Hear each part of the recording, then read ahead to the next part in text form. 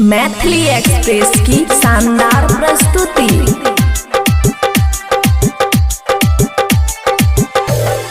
DJ Guddu राज मधुबनी। नचबो बरतिया के रात में तोहरे बिहा में गे छौरी छौरी नचबो बरतिया के लाट में नचबो बरतिया के लाट में तोहरे बिहा में गे छौरी नचबो बरतिया के लाट में नचबो बरतिया के लाट में चल जेबी ससुरा छोड़ के गे हमरा रहबी जे बियावा के लाट में तोहरे बिहा में गे छौरी नचबो बरतिया के लाट में नचबो बरतिया के लाट में नचबो बरतिया के लाट में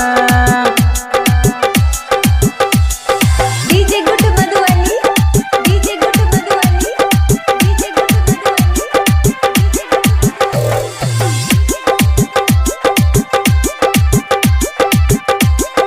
खुशी रिकॉर्डिंग स्टूडियो बलुआहा। झूठ मूठ बात पर दिल तोड़ गलही हमरा छोड़ के ससुरा तू चल गलही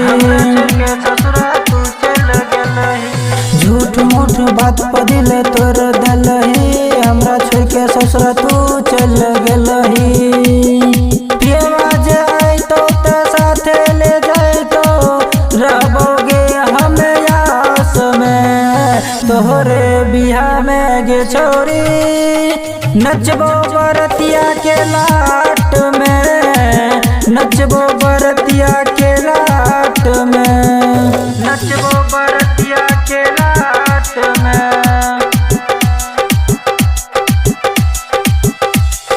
DJ Guddu Madhubani. DJ Guddu Madhubani. DJ Guddu